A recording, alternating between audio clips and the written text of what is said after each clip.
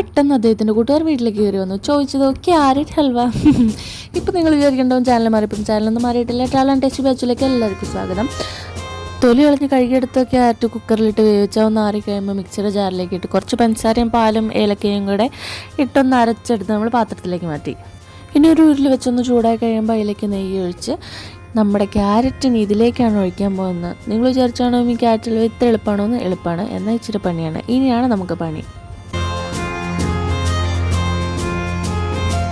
അരച്ചെടുത്ത ക്യാരറ്റ് മുഴുവൻ ഉരുളിയിലേക്ക് ഇട്ടു. ഇനി ഇതൊന്ന് പയ്യെ കുറുക്കി എടുക്കണം. ചെറുതീയിലിട്ടിട്ട് വേണം കുറുക്കിയെടുക്കാൻ.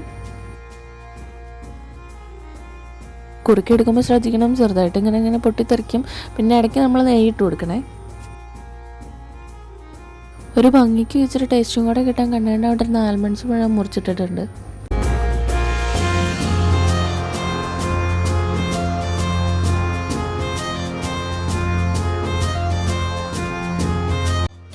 അപ്പോൾ അത് എങ്ങനെ കുറുകി കിട്ടാനായിട്ട് ഏകദേശം ഒരു 1 മണിക്കൂറിന് മേലെ എടുത്തുട്ടോ. കാരണം ചെറുതീയിലിട്ടിട്ടാണ് നമ്മൾ കുറുക്കിയെടുത്തത്.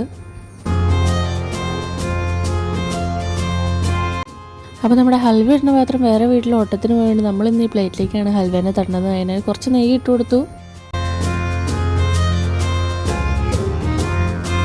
ആഹാ, നല്ല ചൂടൻ ആവി വരക്കണ ഹൽവ.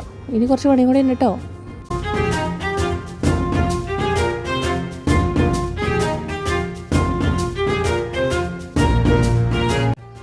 സാധാരണ ഹൽവ ഉണ്ടാക്കാൻ നേരത്ത് നമ്മൾ ഗ്രേറ്റ് ചെയ്താണ് എടുക്കാറ്. ഇന്ന് ആദ്യമായിട്ടാണ് നമ്മൾ അരച്ചെടുത്ത് നോക്കണത്.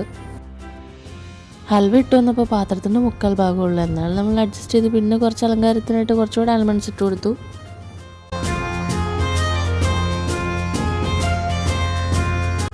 അപ്പോൾ നമ്മുടെ ഹൽവ ഇവിടെ റെഡി ആയിട്ടുണ്ട്. 1 മണിക്കൂറിന് ശേഷം നമുക്കിത് എടുത്ത് കഴിക്കാവുന്നതാണ്. അപ്പോൾ ഇത്രയുള്ളൂ. Tata bye bye, see U.